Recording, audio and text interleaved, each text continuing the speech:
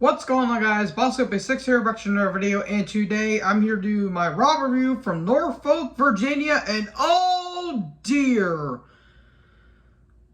Woo! Wow, I just got done watching that shitfest of a show. Yeah, a lot has happened on this show, folks, and for all the wrong reasons. Before I get into the show, I want to address what happened earlier today. Now, earlier there was supposed to be a six-pack women's match between Naomi, Sasha Banks, Becky Lynch, Asuka, Pepper Niven, and Nikki Ash. Fortunately, that didn't happen because, well, Banks and Naomi walked out because they felt like they weren't respected enough as tag teams, and Naomi was originally going to win, but Banks had other plans and decided to walk out because they weren't comfortable with it, and yeah. The women's tag team champions just walked down their company. Yeah, nice going, you fucking losers. Yeah, that's a big loss right there, and a big missed opportunity for Naomi to join the Bloodline. Who's gonna drive the Usos now? God damn in hell, this show was fucking terrible. But let me know in the comment section below. And let me know what you guys thought about this show, because, oh boy, this is going to be mostly a rant. And I'm just getting started. We're going to recap of Lashley and Omos, and they're going to be having a cage match. We have a card rundown. And then Omos comes out with MVP. We're 5 minutes into the show, and guess what they do? Let's roll the fucking elephants. They make a promo. Because if you're WWE and you can't succeed past 15 minutes without cutting the promo, you're not doing the show right. What the fuck? Seriously, why in hell does this have to be the format? And you know what? Even Tony Khan called out on this bullshit. And I'm not even a big fan of Tony Khan, considering what he thinks and what he doesn't think. And he's on the Herb Abrams side. We all know that. Okay, what they did with the card rundown and why Lashley and Omos is having this feud is fine. I'm completely fine with it. What was unnecessary was the fucking promo. You did not need to do that. There's a difference between getting heat and time filler. This is the latter of it. Good fucking God, it is so stupid. It is unnecessary. If they don't do this at the beginning of the show, it's going to melt. Fucking God. I legit went retarded while watching the show. Anyways, Lashley and Omos had a steel cage match, but before that, Lashley made his entrance. Cedric Alexander attacks. 15 minutes into the show, and the match hasn't even started yet. They were inside the cage, and it hasn't started. Fucking God, dude. It is infuriating watching this shit. Anyways, we cut back to commercial break. Lashley and Omos had a steel cage match that wasn't good in the slightest, but to be fair, you're working with someone that is 7 feet tall, and that is literally the great Khali, except Omos can work in some ways. Omos is not good as a singles competitor. God bless him. He tries. He's better in tag teams. Lashley can only do so much. How the fuck does Lashley... I can literally live in a gym and still not be has the same physique as Lashley. Good God, he's a genetic freak. I don't even think he took the steroids, unlike Scott Steiner. Anyways, there was a spear but a kick out. Cedric keeps interfering. He gets thrown off the top, which looked pretty brutal. And then almost catches Lashley, which I'll admit was pretty impressive. But almost is looking around to see where the hell he's trying to throw Lashley. He throws Lashley into the cage, and the cage falls down. And then Lashley's starting to get up, and almost is standing there like a dumbass. And Lashley gets up and he touches the ground and he wins. and almost is looking there like a total dumbass. And it just, I knew what they were going to do. I knew this actually was going to happen. But my God, this is the dumbest and yet the best way to end a cage match. It's so fucking horrendous, it was good. God, Jesus Christ. And this ain't the end of it, folks. I'll get to that here in a little bit. 5 minutes into this review when I feel like I just wasted 5 minutes of my life. Anyways, god damn it. We get a recap of Ali versus Ciampa with Miz as special guest referee. Here comes Theory. We go to commercial. And Ali comes out. It's Ali versus Theory. Or is it? Well, you know, since I'm Mr. McMahon's protege, because we have to shoehorn that shit in. And I'm the youngest United States champion in the world. Okay, we get it, Theory. Jesus Christ. You don't have to rub it in our face like a dog that just took a shit on the carpet. Anyways. Yeah, this is not good. By the way, Miz comes out. He's special guest referee. And oh, you're not taking on me. You're taking on Veer. Because we just need to fuck over Ali than he already was. If you guys notice, I'm going to be cursing a lot because honestly, I don't give a shit. And B, this show was absolutely fucking atrocious.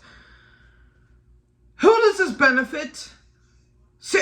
Honest question. Who does this benefit? I feel like I get to ask every time I watch a wrestling program. I do it every time for NXT. I do it for AEW. And I even do it for New Japan sometimes. So, Veer and Ali had a match with Miz as a referee. This was not good. This benefited no one. Oh, it's trying to be a redemption story, and we have to feel sorry for Ali because he's getting screwed over. No, I don't really feel sympathy for anyone because this does nothing. If the end game is going to be Ali winning the U.S. title, why did you do all of this? I understand what you're trying to do, but it's not believable.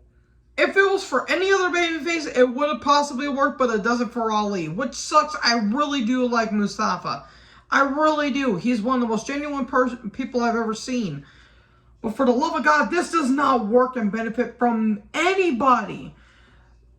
Theory kept trying to fuck over Ali. Miz is just watching. I mean, the match itself wasn't really that good, but Ali was getting in some offense. But in the end, Veer gets the win with the cervical clutch. And they keep attacking Ali and taking selfies. And this is terrible. And then Veer gets to, is about to put Ali through the table. But then here comes the Mysterios. Dominic and Ray are back. Hooray! Okay. And they put away Veer. Cool.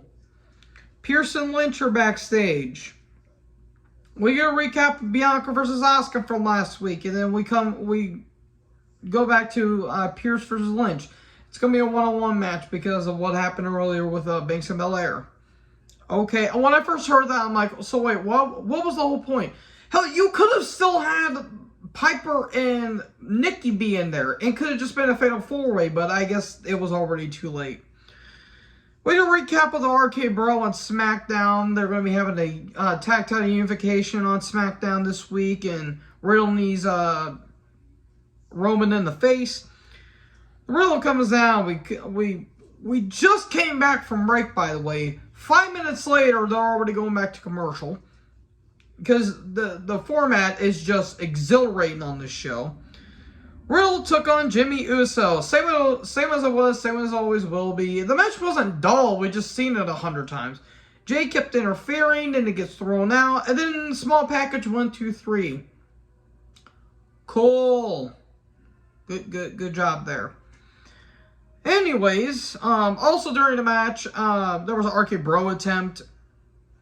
So that was kind of cool, I guess, but I didn't care. We get a recap of the Judgment Day community. I made a little reference to that on John Retland's Twitter, which I will admit I am kind of proud of myself for that. Why are they called the Judgment Day? I don't really give a shit. I mean, I love these sounds. I love Rhea. God damn, Rhea looks great. I love Damian Priest, and I love Edge. I really do. This does nothing for me. The Judgment Day community. Oh, god damn it, AJ. You silly bastard. So, okay. Then we get a recap of Liv getting stretched by Rhea. I did not have a dream, I swear. And then, anyways, god damn it, Liv's backstage, and then the Lotharios show up, and then Balor and AJ are there. Well, are you going to join us? I don't know, I'll think about it. Liv, god damn, she looked great tonight, but the scripted stuff is really starting to get a little too much. And by a little, I mean a lot too much. Anyways, Judgment Day are backstage, and, you know, how about Balor and Liv? How about you reject AJ and join us? Join us. Get on your feet for the Judgment Day. Rhea, god damn, she looked great tonight. Anyways, AJ and Finn took on the Lotharios. Who was the woman that they kissed? I need to look up for her for research purposes. Moving on. Match was fine, I just didn't care. Anyways, phenomenal forearm to, I think it was Humberto, and a coup de grace to Angel. And then Liv did the whole too sweet thing, too sweet, woo. Even in WWE, we can't get away from it. It happens in New Japan, and it happens a hell of a lot in AEW. We can never get away from Bullet Club. Oh boy, and then the show really went downhill, which is saying something. Gable, Otis, and Owens were backstage, and they want to prove that Elias is Ezekiel and all this dumb shit. And it turns out, well, the cup that we got the sample from was contaminated with barbecue sauce, and they tried to make this funny, and it was not. Owens is doing everything in his power to make this work, and guess what? It's not working there, Chief. God, I kind of sound white while saying that.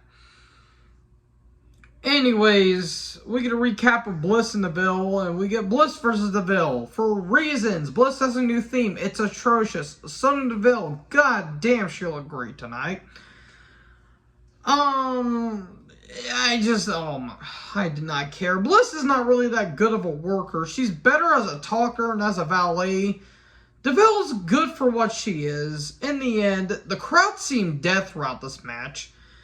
And a DDT 1, 2, 3, and Bliss wins, and Sonya slaps the ref. Oh, she can't do that because she's not a WWE official. She's going to be fined for that. Tune in next week on Dr. Phil. Then we get a recap of Cody and Seth at WrestleMania Backlash, which was a hell of a match. I will admit, I did like their match at Backlash a little bit more than their Mania match. And of last week, it was Theory versus Rose for US title, but Rollins calls DQ, and then a stomp onto the announcer's desk. Cody comes down. Man, if they had a little bit more power for that intro, that would have been perfect. Look, Cody can do some good promos. It was very smoke and mirrors. That was not a pun, by the way. You're only smoke and mirrors. Damn it, I got that song stuck in my head now. It's way too grandiose to be taken seriously. He talks about you take everything for granted and all that stuff, and he wants another match with Seth. This time of what a Hell in a Cell, pal. And then Seth's on the screen. Why was he wearing a fishing net underneath that green jacket? I will never know, and I don't care. I don't know why I'm asking these questions. And he's got that annoying, ass laugh, and that's coming from me.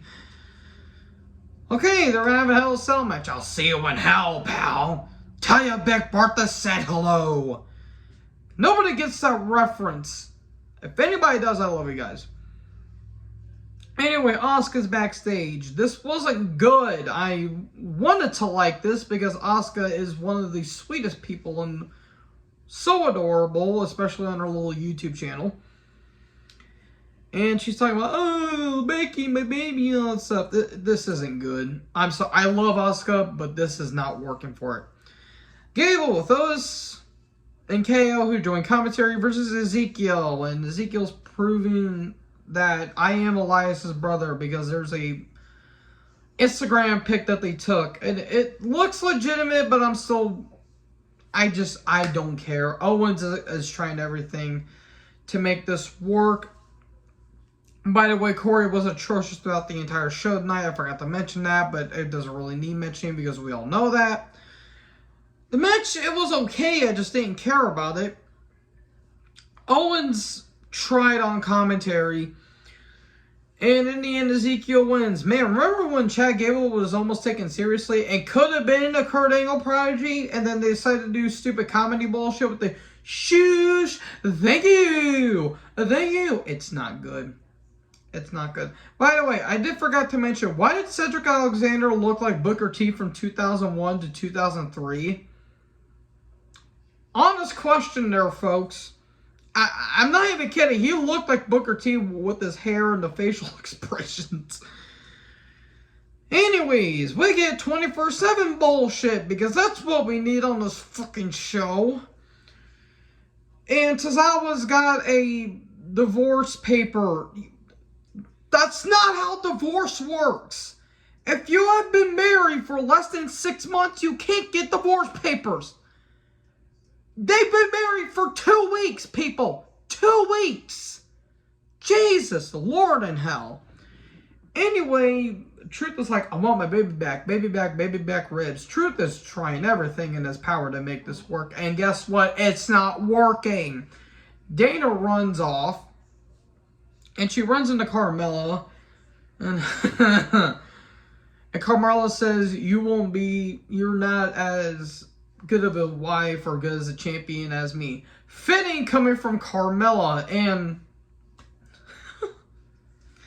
Dana talks about the no chin. How about that double chin guy you were with a few years ago? Talking about James Ellsworth. Less said about him, the better. And then Dana runs off, and Truth is like, I just want 24/7 title. And Carmella says, I want Brooke. Okay, who gives a shit? You're a piece of human beef jerky that got left out in the sun for too long, apparently. Anyways, Lacey Evans comes out next. Don't care, really don't care, because this is bad.